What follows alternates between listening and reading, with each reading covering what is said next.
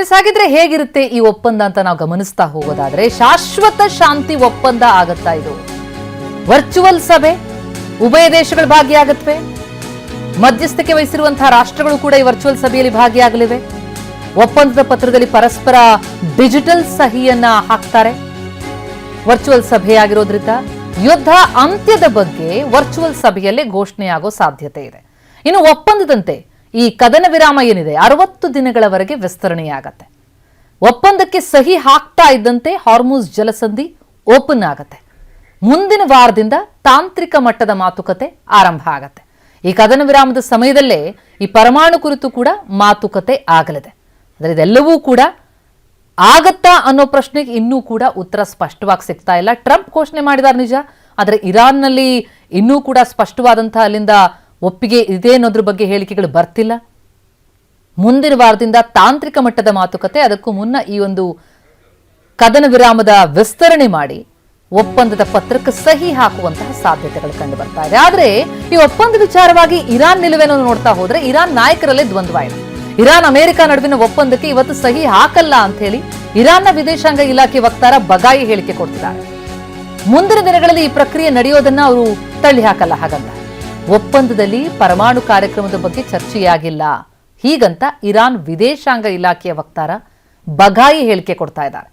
ಹಾಗಂತ ಇದೇ ಇರಾನ್ನ ನಿಲುವ ಅಂತ ನೋಡ್ತಾ ಹೋದ್ರೆ ಹಾಗಿಲ್ಲ. ಉಳಿದ ನಾಯಕರುಗಳ ಹೇಳಿಕೆಗಳು ಬಹಳ ಭಿನ್ನವಾಗಿದೆ. ಹಾಗಾಗಿಯೇ ಒಪ್ಪಂದಕ್ಕೆ ಸಹಿ ಹಾಕ್ತಾರಾ ಇಲ್ವಾ? ಒಪ್ಪಂದದ ಒಟ್ಟು 14 ಪ್ರಮುಖ ಅಂಶಗಳು ಏನೇನು? ಇರಾನ್ ಬಂದರುಗಳ ಮೇಲಿನ ಅಮೆರಿಕ ದಿಗ್ಬಂಧನವನ್ನ ತೆರವುಗೊಳಿಸಬೇಕು. ಲೆಬನಾನ್ ಸೇರಿ ಎಲ್ಲಾ ರಂಗಗಳಲ್ಲೂ ಯುದ್ಧಕ್ಕೆ ಬ್ರೇಕ್ ಹಾಕಬೇಕು. ಇರಾನ್ನ ಮುಟ್ಗೋಲು ಹಾಕೊಂಡಿರುವಂತಹ ಆಸ್ತಿ ಏನಿದೆ ಅದು ಬಿಡುಗಡೆಯಾಗಬೇಕು. ಹಾಗೆ 2ನೇ ಹಂತದಲ್ಲಿ ಪರಮಾಣು ನಿರ್ಬಂಧದ ವಿಚಾರಕ್ಕೆ ಸಂಬಂಧಪಟ್ಟಂತೆ ಚರ್ಚೆ ಮಾಡೋಣ. ನಿರ್ಬಂಧಗಳು ಸಂಪೂರ್ಣ ತೆರವಾಗಬೇಕು ಅನ್ನೋದು ಬಗ್ಗೆ ಇರಾನ್ ಚಿತ್ತ ಇಟ್ಟಿದೆ. ಇರಾನ್ ಒಳಗೆಯೇ ಯುರೇನಿಯಂ ದುರ್ಬಲಗೊಳಿಸುವುದಕ್ಕೂ ಕೂಡ ಪ್ರಸ್ತಾಪ ಇದೆ. ಒಪ್ಪಂದದ ಬಳಿಕ ಇರಾನ್ನ ನ್ಯೂಕ್ಲಿಯರ್ ಡಸ್ಟ್ ಧ್ವಂಸ ಆಗಲಿದೆ. ಪರಮಾಣು ತ್ಯಾಜ್ಯ ನಾಶಪಡಿಸುವುದಕ್ಕೆ ಅಮೆರಿಕ ಪ್ಲಾನ್ ಮಾಡ್ತಾ ಇದೆ. ಇರಾನ್ ಎಂದಿಗೂ ಅಣ್ವಸ್ತ್ರ ಹೊಂದೋದಿಲ್ಲ ಅಂತ ಹೇಳಿ ಟ್ರಂಪ್ ಹೇಳಿಕೆಯನ್ನು ಕೊಡ್ತಾ ಇದ್ದಾರೆ. ಖರೀದಿ, ಸಂಶೋಧನೆ ಸೇರಿದಂತೆ ಯಾವ ರೀತಿಯಲ್ಲೂ ಅಣ್ವಸ್ತ್ರ ನಿಷೇಧ. ಒಪ್ಪಂದಕ್ಕೆ ಸಹಿ ಬೀಳ್ತಾ ಇದ್ದಂತೆ ಹಾರ್ಮುಜ್ ಜಲಸಂಧಿ ಮುಕ್ತ ಆಗತ್ತೆ. ಹಾರ್ಮುಜ್ ಜಲಸಂಧಿ ಇನ್ನು ಮುಂದೆ ಎಲ್ರಿಗೂ ಮುಕ್ತ ಅಂತ ಹೇಳಿ ಟ್ರಂಪ್ ಹೇಳ್ತಾ ಇದ್ದಾರೆ. ಒಪ್ಪಂದದಲ್ಲಿರುವಂತಹ ಅಂಶಗಳು, ಅದಕ್ಕೆ ಇರಾನ್ ಒಪ್ಪುತ್ತಾ? ಇರಾನ್ ಹೇಳುವಂತಹ ಅಂಶಗಳಿಗೆ ಟ್ರಂಪ್ ಒಪ್ತಾರಾ? ಕುತೂಹಲ ಇದೆ. ಇನ್ನು ಮುಂದಿನ 24 ಗಂಟೆಗಳಲ್ಲಿ ಅಮೆರಿಕ ಇರಾನ್ ಮಧ್ಯೆ ಒಪ್ಪಂದ. ಹೀಗಂತ ಈ ಶಾಂತಿ ಒಪ್ಪಂದದ ಬಗ್ಗೆ ಪಾಕ್ ಪ್ರಧಾನಿ ಕೂಡ ಪೋಸ್ಟ್ ಹಾಕಿದ್ದಾರೆ. ಶರೀಫ್ ಪೋಸ್ಟ್ ಇದು. ನಾವು ಶಾಂತಿ ಒಪ್ಪಂದದ ಸನಿಹದಲ್ಲಿದ್ದೇವೆ ಅಂತ ಹೇಳಿ ಪೋಸ್ಟ್ ಹಾಕಿದ್ದಾರೆ. ಶಾಂತಿ ಒಪ್ಪಂದ ಆಗ್ತಾ ಇದ್ದಂತೆ ಡಿಜಿಟಲ್ ಸಹಿ ಹಾಕಲಾಗುತ್ತೆ. ಮುಂದಿನ ವಾರ ತಾಂತ್ರಿಕ ಮಟ್ಟದ ಮಾತುಕತೆಗೆ ಸಿದ್ಧತೆಯಾಗಿದೆ. ಮಾತುಕತೆ ಆರಂಭಿಸೋದಕ್ಕಿಂತಲೇ ಪಾಕಿಸ್ತಾನ ಸಿದ್ಧತೆ ಮಾಡ್ತಾ ಇದೆ. ಈ ಐತಿಹಾಸಿಕ ಶಾಂತಿ ಒಪ್ಪಂದ ಶಾಶ್ವತ ಶಾಂತಿಗೆ ಬುನಾದಿ ಅಂತ ಹೇಳಿ ಎಕ್ಸ್ನಲ್ಲಿ ಪಾಕ್ ಪ್ರಧಾನಿ ಶಹಬಾಜ್ ಶರೀಫ್ ಪೋಸ್ಟ್ ಹಾಕಿದ್ದಾರೆ. ಅವರ ಪೋಸ್ಟ್ ಕೂಡ ಗಮನಿಸ್ತಾ ಇದ್ದೀವಿ.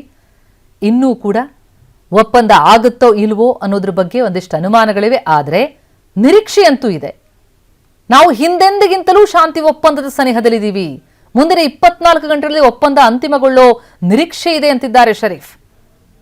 ತಕ್ಷಣ ಶಾಂತಿ ಒಪ್ಪಂದಕ್ಕೆ ಡಿಜಿಟಲ್ ಸಹಿ ಹಾಕೋದಕ್ಕೆ ಮತ್ತು ಅದಾಗ್ತಾ ಇದ್ದಂತೆ ಮುಂದಿನ ವಾರ ತಾಂತ್ರಿಕ ಮಟ್ಟದ ಮಾತುಕತೆಗಳನ್ನು ಆರಂಭಿಸೋದಕ್ಕೆ ಪಾಕಿಸ್ತಾನ ಸಿದ್ಧತೆ ಮಾಡಿಕೊಂಡಿದೆ ಅಂತ ಪಾಕ್ ಪ್ರಧಾನಿ ಶರೀಫ್ ಪೋಸ್ಟ್ ಹಾಕಿದ್ದಾರೆ.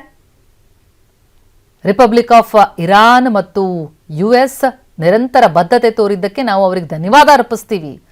ಈ ಪ್ರದೇಶದಲ್ಲಿ ನಮ್ಮ ಸಹೋದರರು ನೀಡಿದ ಬೆಂಬಲಕ್ಕೆ ನಮ್ಮ ಪ್ರಾಮಾಣಿಕ ಕೃತಜ್ಞತೆ ಸಲ್ಲಿಸ್ತೀವಿ. ಐತಿಹಾಸಿಕ ಶಾಂತಿ ಒಪ್ಪಂದ ಶಾಶ್ವತ ಶಾಂತಿಗೆ ಭದ್ರ ಬುನಾದಿ ಅಂತಿದ್ದಾರೆ ಶರೀಫ್.